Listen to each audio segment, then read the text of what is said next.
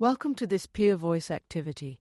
To access the entire activity, including supporting material, go to www.peervoice.com/ywg. This activity is supported by an independent medical education grad from Madrigal Pharmaceuticals. Hello, I'm Hannele Yki-Järvinen from the University of Helsinki, and I'm delighted to welcome Dr. Cyril Kaisi from the University of Lyon in France. Over the next 20 minutes or so, we are going to focus on the subject of MASH, metabolic-associated steatohepatitis in the endocrinology clinic, especially in patients with type 2 diabetes. This is a very pertinent topic given that the first two medications for treatment of MASH were recently approved also for use in Europe. These medications and the non-invasive tests you can use to identify patients at risk will be discussed by Dr. Kaisi. I will start by discussing the current definition of metabolic-associated steatotic liver disease or MASLD, its mechanistic relationship to the metabolic syndrome and type 2 diabetes, and emphasize the importance of liver fibrosis in MASH in predicting mortality. According to the current definition of MASLD, you first have to diagnose steatosis, which is usually done by imaging or a biopsy, but is an incidental finding as screening is not recommended. Then the patient should have a cardiometabolic criteria, which is these criteria are identical to the metabolic syndrome criteria, which the endocrinologist is familiar with. Obesity, increased blood glucose, blood pressure, increased triglycerides, and low HDL cholesterol. If you have one of these, it's sufficient to diagnose MASLD. Note that the diagnosis of metabolic syndrome requires 3 out of 5. Then you need to assess alcohol consumption. If it's less than 20 grams per day in women, less than 30 grams per day in men, the patient has MASLD. And amongst these patients, there are patients who have inflammation and ballooning on histology, and this implies that they have MASH, and then MASH can occur also with fibrosis. If you have F3, F4 stage fibrosis, you have advanced fibrosis, and if you have F4, you have cirrhosis. Then the new diagnostic criteria also include a category where alcohol consumption exceeds 20 grams, but is less than 50 grams per day in women, and or is between 30 to 60 grams per day in men. And this is a condition called MASLD with moderate alcohol consumption. And if alcohol consumption is higher than that, then the patient has has ALD. And then we have rarer causes of steatosis, which you may need to explore if the patient does not have any cardiometabolic criteria. Now, we know that MASLD is a very good obesity-independent predictor of type 2 diabetes. There are over 20 prospective studies showing this. And it also predicts, not surprisingly, because it's closely associated with metabolic syndrome, cardiovascular disease.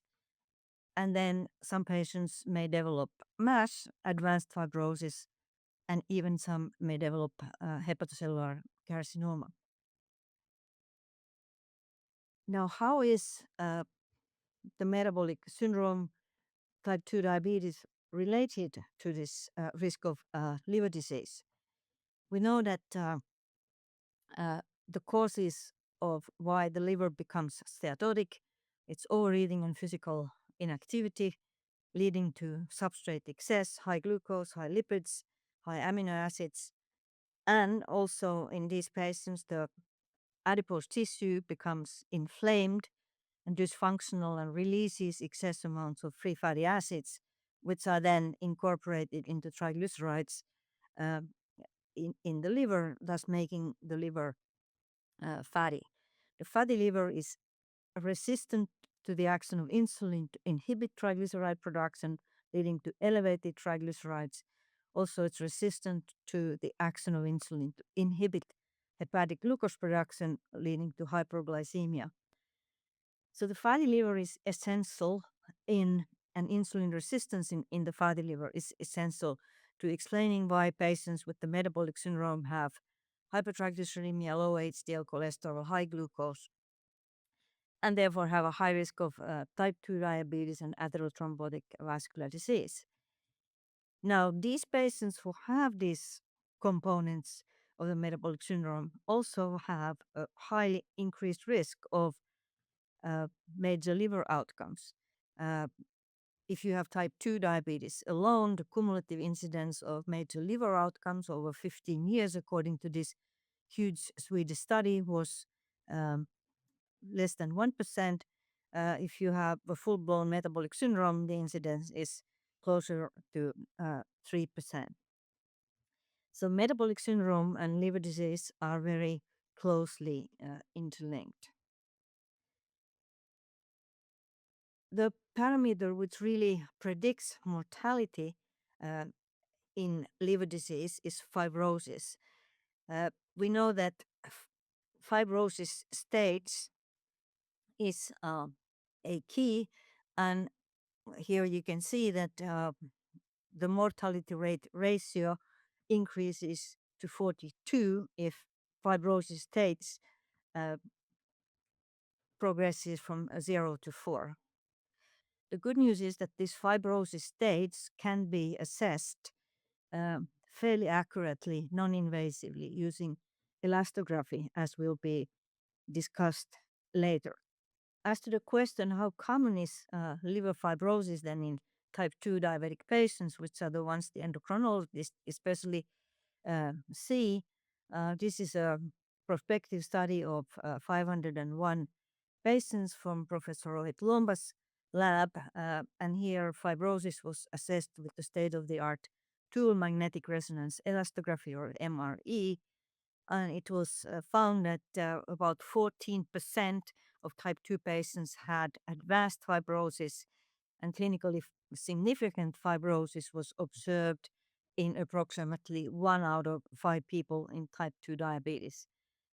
So this is not a very rare problem, and we need to identify these patients and treat these patients, and that is why we have then the next presentation. So this is was the brief introduction to MASL, its definition, its relationship to the pathogenesis of type 2 diabetes, and also I tried to emphasize the role of fibrosis in predicting future risk. And then I would like to ask Dr. Kausi whether you have some thoughts of what I just said, or questions or comments, whether you agree or would like to add something. Hi, everyone. Yeah, thank you, Anna. I think you really perfectly emphasize the fact that we do see in our clinic as endocrinologists patients with type 2 diabetes and potentially those also with multiple metabolic comorbidities, which have a risk for advanced fibrosis. I think this is really important for endocrinologists and diabetologists to acknowledge this and also be able to um, be more aware of the liver impact and potentially the risk of advanced fibrosis. Indeed, there are increased risk for liver outcomes, such as HCC, for example, which can be really improved if you enter the patient in a screening and a surveillance. So um, in a nutshell, I think really this is setting the stage for just adding another, complication or boxes to check when we do the annual checkup of our patient, and just make sure that we're also aware of the liver status of our patients. So thank you. And then I think it's time for Dr. Kausi to move on to discuss treatment and diagnosis of MASH.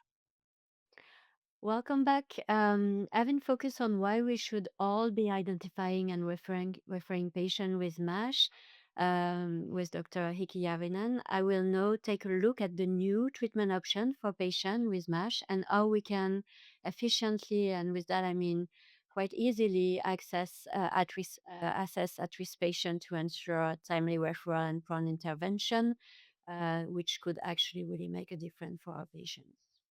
So you probably already heard we have new targeted treatment for MASH. Two therapies has been approved, actually both for MASH and moderate advanced fibrosis F2 and F3. One is resmetirom. It's an oral thyroid hormone receptor beta agonist with a very selective action with minimal impact on the systemic thyroid hormone levels. It's been approved in Europe in August 2025. It mainly acts directly in the hepatocyte, reducing inflammation, reducing de novo lipogenesis with beneficial increase in the mitochondria metabolism, and this results in the decrease in the oxidative stress, inflammatory, and lipotoxicity. The other one is semaglutide. You are probably more familiar with it. It's an injectable GLP-1 receptor agonist.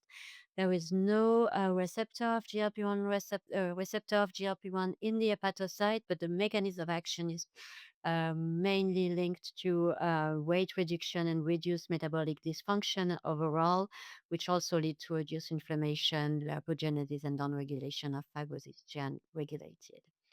These two therapies has been tested in a phase 3 randomized control trial. For resmetirom is the MAESTRO-NASH trial that provide interim analysis with at 52 weeks of therapy, looking at two different endpoints. These are the classical endpoints that we assess in MASH therapies: MASH resolution of fibrosis improvement at two doses, resmetirom 80 milligram or 100 milligram daily versus placebo.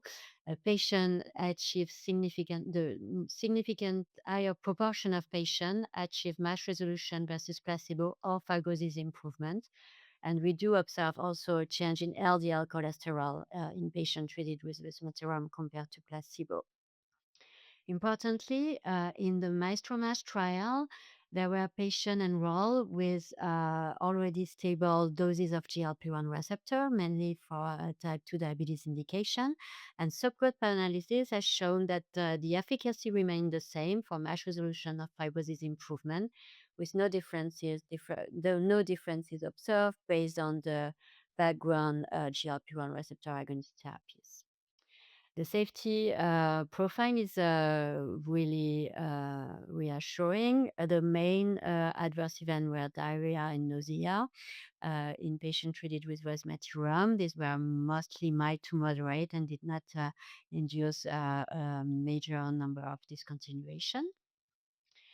When we look at the result of the ESSENCE trial, which is the phase 2 randomized control trial that assessed the efficacy of semaglutide 2.4 milligram weekly versus placebo, again, a significantly higher proportion of patients achieved these two endpoints, MASH resolution versus placebo, or a reduction of liver fibrosis of at least one stage without worsening of MASH, with the usual side effect observed in GLP-1 receptor agonist therapy, such as GI effect, diarrhea, nausea, abdominal pain.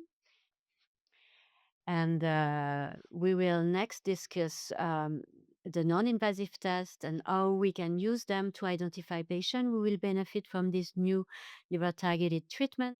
So let's back to how we can assess the risk of having MASH with significant of advanced fibrosis. It's a pretty straightforward process. Here I'm showing you the two-step algorithm that is recommended by the European guidelines, which is a joint guideline between the European Society of Diabetology, Obesity and Liver Disease.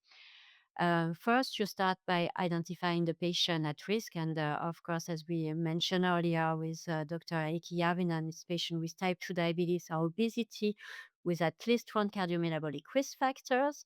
And there are two steps. The first line test is FIB4 score, which allows you to estimate the risk of having advanced fibrosis. If the score is below 1.3, there is a very low risk of having advanced fibrosis, and then you can risk stratify your patient as a low risk.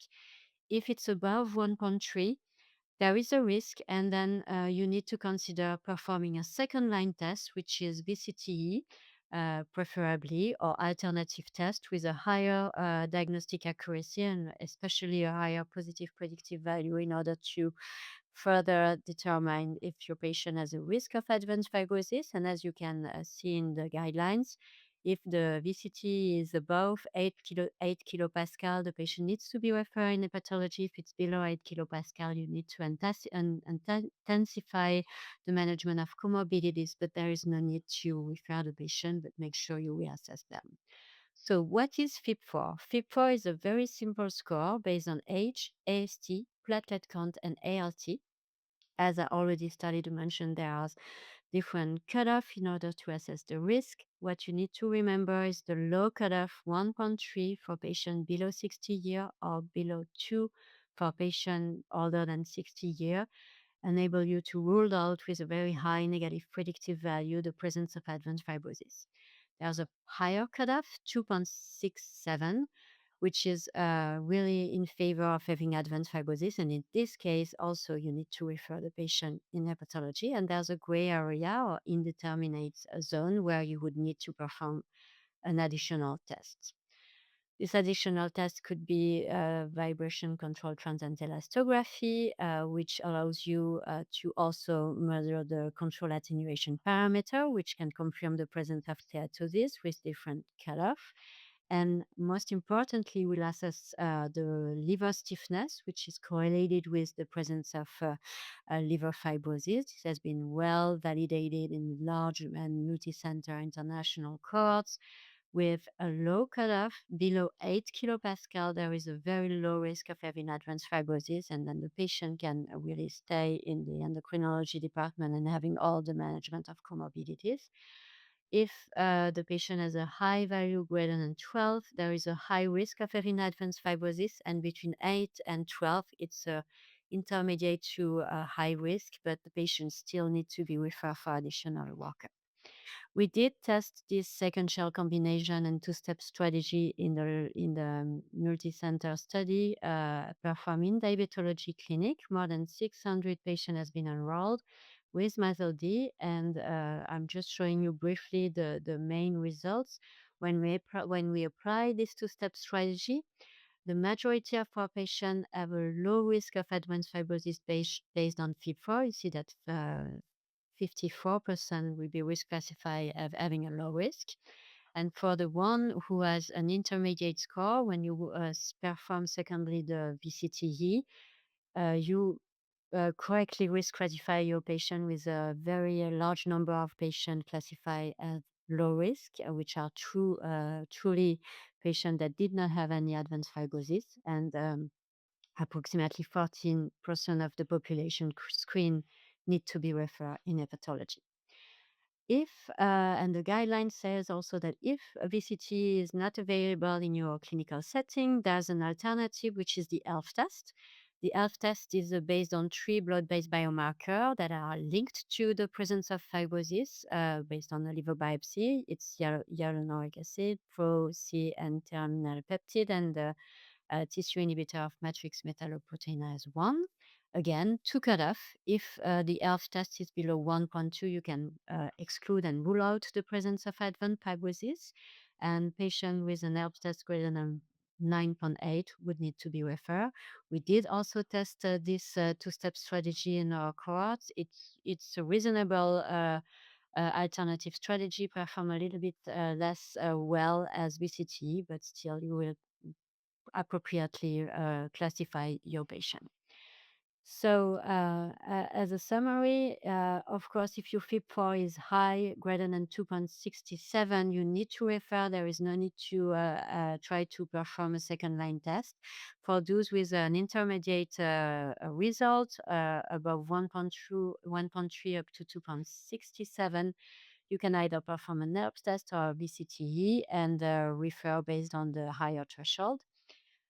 In gastroenterology or hepatology clinic, it would be important to refer because the patient will be then further testing, and there will be assessment of the indication for anti-MASH therapies. They can also potentially access to other clinical trials that are ongoing, and most importantly, they will enter in a follow-up. For patients with cirrhosis, this is really important because they will be able to engage in HCC surveillance and have appropriate care. So, with that said, I think I would really love to have the Dr. Yki-Järvinen opinion on this strategy and the importance or potentially difficulty to access to obesity and health. And so, do we really need this test in endocrinology? What about just screening for MASLD? What are your thoughts on this, Dr. Yki-Järvinen? Yeah, well, thank you, Dr. Kausi. I think this presentation raised many important questions. One which I had in mind was with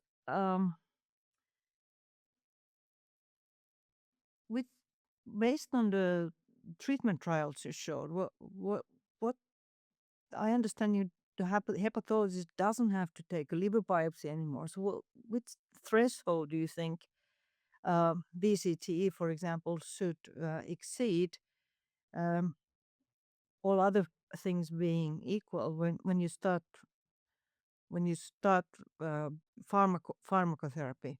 That's an excellent question. And indeed, this is also very good news for the patient. There is no need for liver biopsy to have access to the anti-MASH therapies. There has been guideline released by our colleague from the US that has been the first to use this treatment. And based on VCTE, if you have elevated liver stiffness about 8 or 10 kilopascal, you could consider the therapy for sure. I think really the one with a liver stiffness greater than 10 kilopascal are those who are at higher risk of liver related events. So these are mainly the ones that you would like to target, but make sure to exclude the presence of cirrhosis because there is no indication yet in patients with cirrhosis. So if VCT is above 20 kilopascal, this is an exclusion for treatment, but this will be very well handled by our colleague hepatologist in this case. And also, most importantly, maybe we can touch upon what if the patient have a low liver stiffness and doesn't need to, it does not qualify or is not eligible for an anti-MASH therapy. I think it's really important to also remind our colleagues that there's many things we can do, such as pharmacological and lifestyle intervention, which are key. We did not touch upon that, but it's really there's a lot of emphasis in our guidelines to make sure that the patient are properly managed, tackling obesity, weight loss management, and also the optimization of medication and comorbidities. But I'm sure Anna, you may want to comment more on how we can further improve the cardiometabolic profile of our patients with MASLD. Well, I think these are the patients, as we tried to discuss in the presentations, who are really at high risk because they have a lot of the metabolic risk factors. And at, these patients, of course, should be treated anyway. But this special thing about the liver should enter the diabetologist, endocrinologist mind. And I think your situation in France is very good, but in many countries of in Europe, including Finland, um, this MASLD or MASH and these liver issues are not even mentioned in our diabetes guidelines. So that would be the first step to enter MASLD MASH in the diabetes guidelines. And we have a little mention in the obesity guidelines, but the diabetologists tend to read the diabetes guidelines, and if MASLD and MASH is missing, they might miss this. So that would be that would be something which probably would focus attention on this issue. Yeah, absolutely. I think you're absolutely right. Thank you for this comment. And really to summarize, I think now that we have new and efficacious drug for MASH, which would improve also the outcomes of our patient, it would really important and timely that in endocrinology clinic we play our part, being more aware of the risk, not only for MASH, but MASLD, as you said, and apply the non-invasive tests that are currently available in order to make sure that those who have a risk for liver fibrosis are referred to our colleagues. Well, I really would like to thank you, Dr. Yki-Järvinen, for this thoughtful discussion. Thank you for the viewer for listening. This has been an activity published by Peer Voice.